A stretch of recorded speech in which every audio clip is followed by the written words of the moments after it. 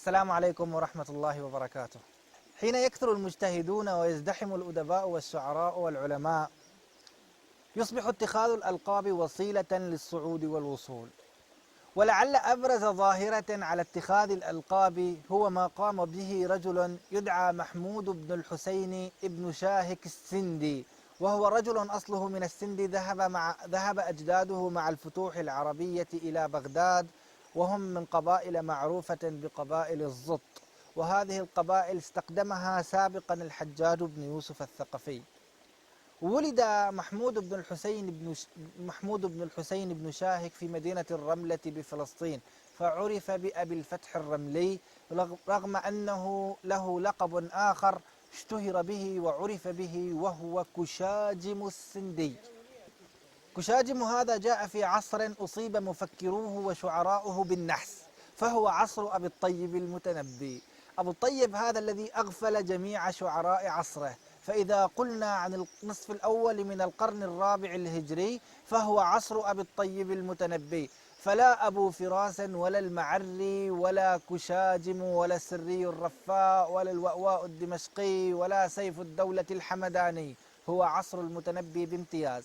ولكن كشاجم هذا جاء من بيئة الأصل فيها تعظيم العلماء والأدباء والشعراء، فصار يتعلم العلوم، وكلما تعلم علما أضاف لقب ذلك العلم إلى نفسه. فأولا تعلم فن الكتابة، وكان يقتعد دكانا في حي الوراقين في دمشق وفي حلب وفي حمص وفي القدس، فلقب نفسه بالكاتب محمود بن الحسين أبو الفتح الرملي.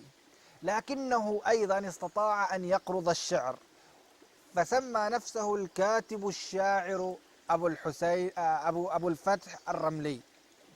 وبعد ذلك تعلم الأدب العربي طبعا، وكان لسان أهله الفارسية، وهم جاءوا من بلاد السند، والآن اللغة المنطوقة في هذه البلاد هي اللغة السندية أو الأردية، ولكن في حينها كانت اللغة الفارسية هي الشائعة، فسمى نفسه بالأديب، الكاتب الكاتب الشاعر الأديب أبو الفتح الرملي. وبعد ذلك تعلم الجدل والمنطق، فاستسمى بالجدلي والمنطقي، وما كان يرضى أن ينقص لقب واحد من اسمه هذا، لأنه في زمن يعيش فيه المتنبي وأبو الفراس والمعري كما أسلفنا والشريف الرضي وغيرهم، ولذلك يعني إذا أنقص لقب من ألقابه فكيف ينافس.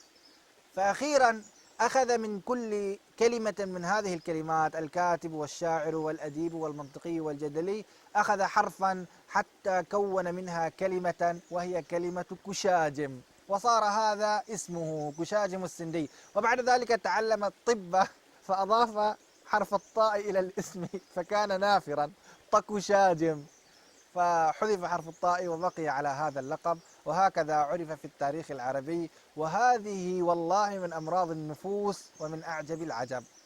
فالذي بلغ من المجد أوجه وبرع في علمه يكفيه أن تذكر اسمه بدون لقب دكتور ولا أستاذ ولا شيء، فنقول نيوتن، ونقول أينشتاين، ونقول طه حسين، ونقول أحمد شوقي، بدون أي ألقاب أخرى. والسلام عليكم ورحمة الله وبركاته.